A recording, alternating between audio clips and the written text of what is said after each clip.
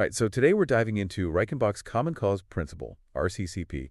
And, since you're a philosopher, we're really going to dig deep into what it means for how we think about causes, like how things happen in the world around us. That sounds fascinating. RCCP is a really big deal in the philosophy of science, lots of debate around it. For sure. So let's just start with the basics.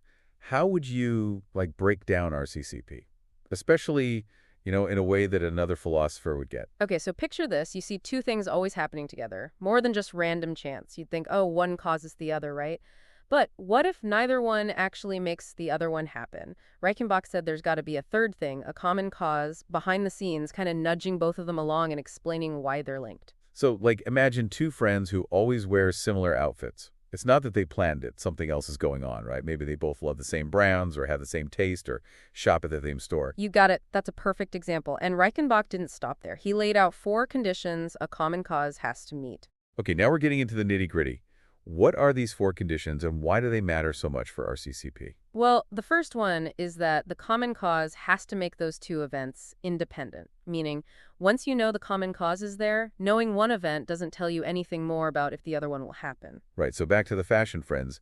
If we know they both shop at the same boutique, finding out one bought a certain shirt doesn't make it more or less likely the other one did too. Exactly. The second condition is kind of the flip side. It says when the common cause doesn't happen, knowing one event shouldn't give you any clue about the other one. So if they didn't shop at that boutique, knowing one friend bought the shirt has no impact on whether the other one did.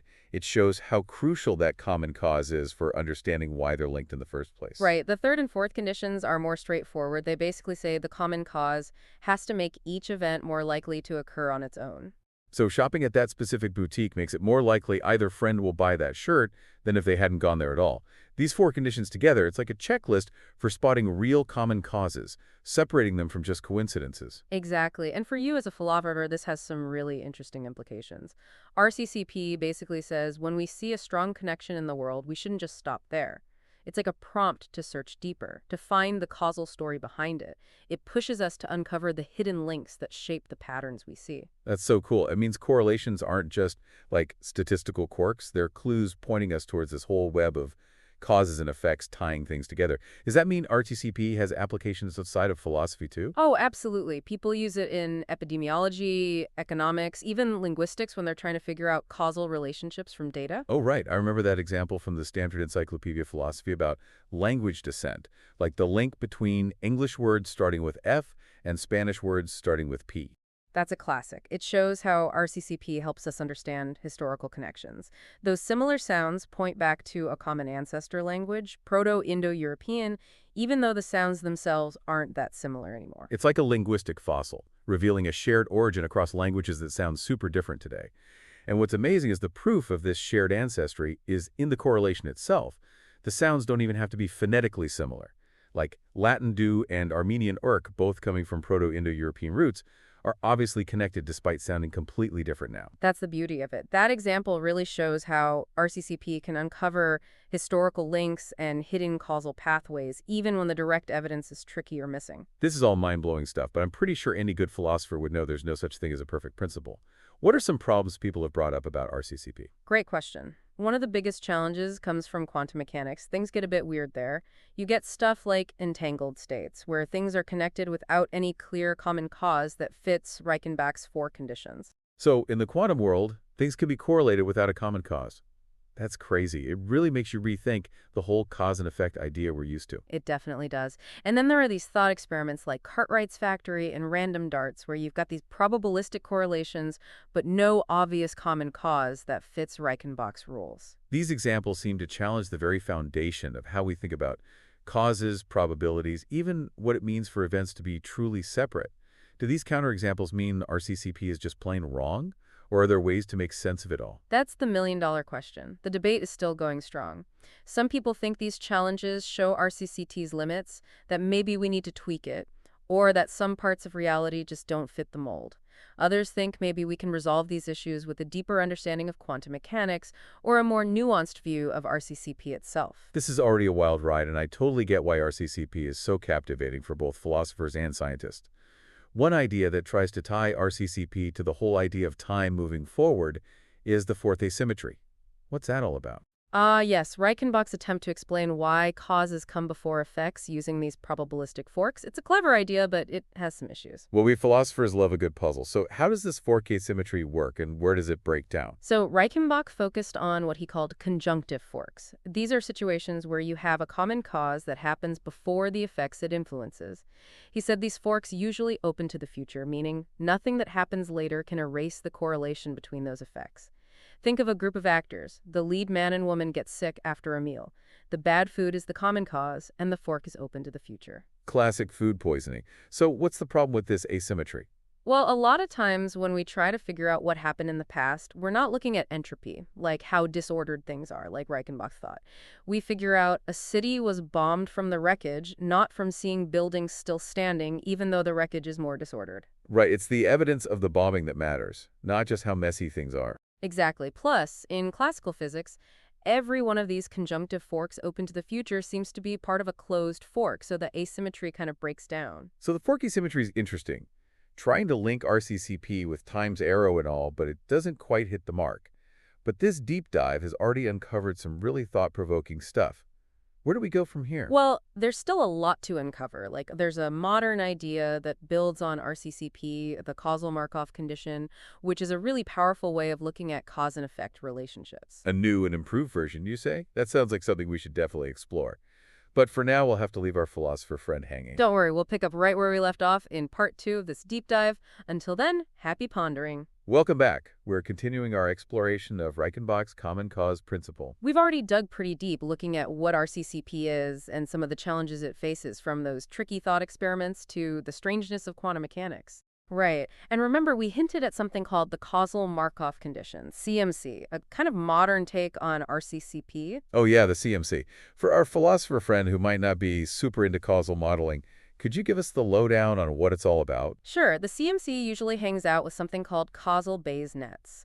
These nets use diagrams called directed acyclic graphs, or DAGs for short, to represent how different variables cause each other. Oh, you mean those diagrams with arrows connecting things, showing how they influence each other? Exactly. Each arrow means one thing directly causes another, and no arrow means there's no direct link.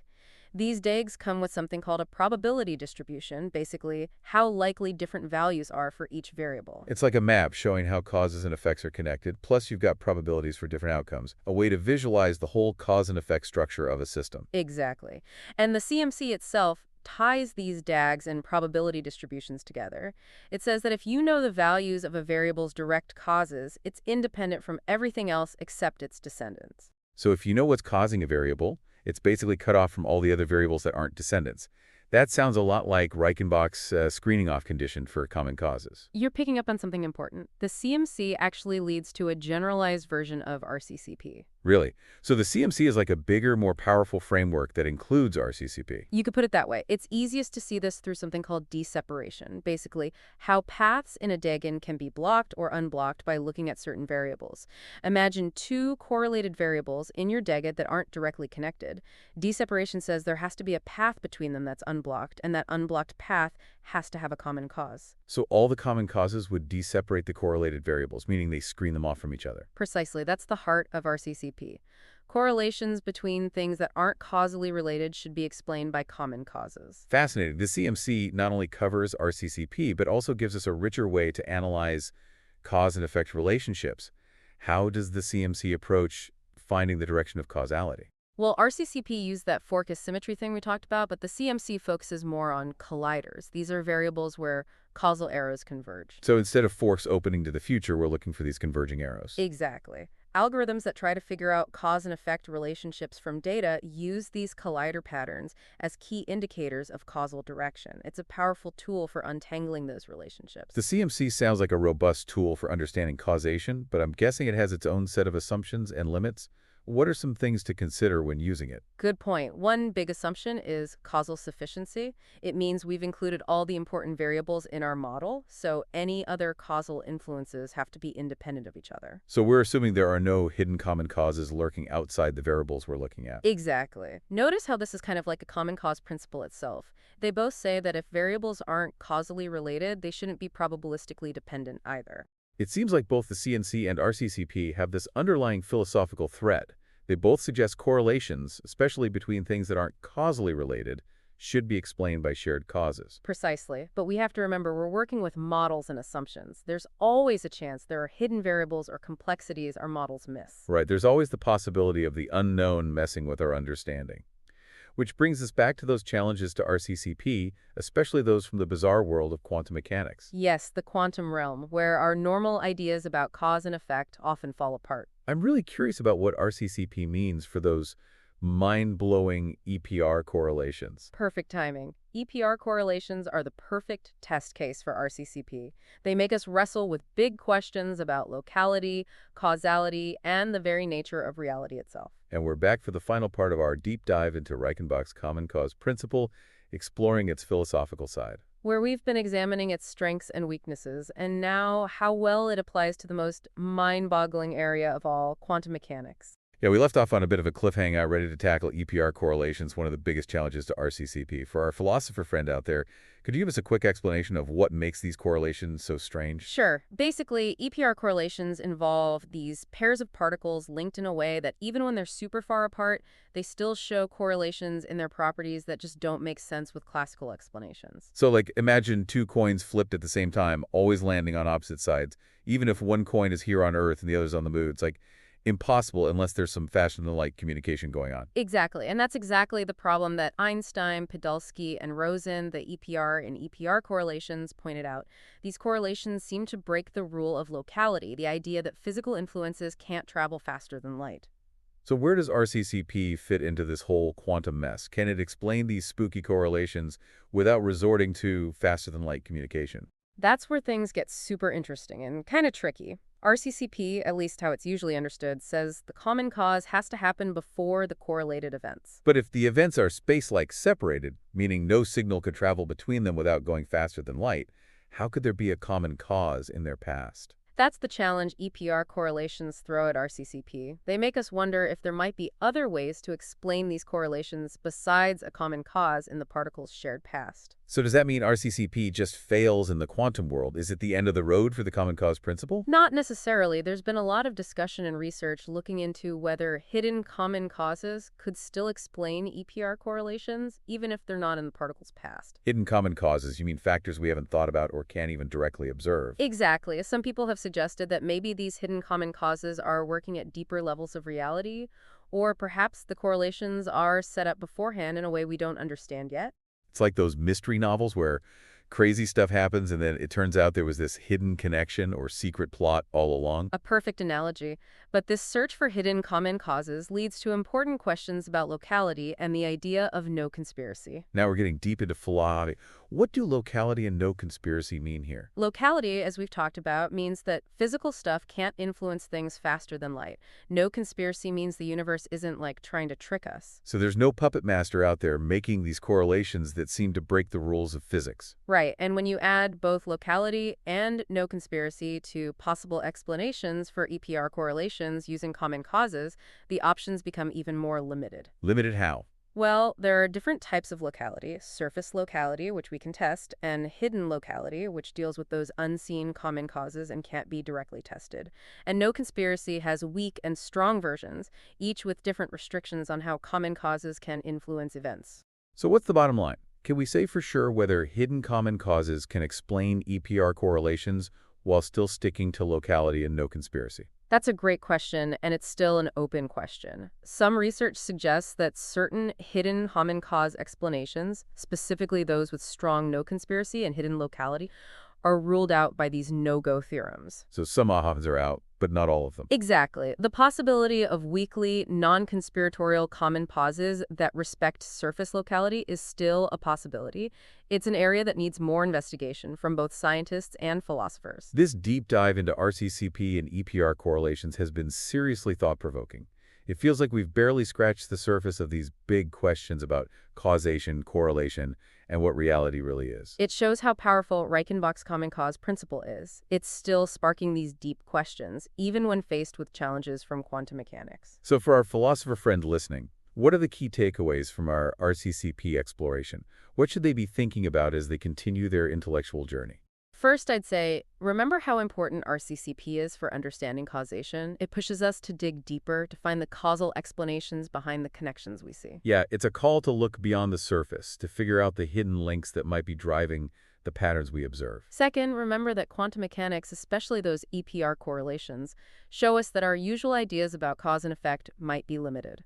They suggest there might be more to the story than we currently understand. Hidden variables, deeper levels of reality, pre-established harmonies, it's all worth exploring. And finally, I'd encourage our philosopher friend to embrace the ongoing conversation between science and philosophy. These questions about causation, locality, and the very nature of reality need both rigorous scientific investigation and deep philosophical thought. It's a good reminder that to really understand things, we need both science and philosophy, weaving them together to get a more complete picture of knowledge. So to our listener, keep asking questions, keep exploring, and keep diving deep into the mysteries of the universe. Until next time.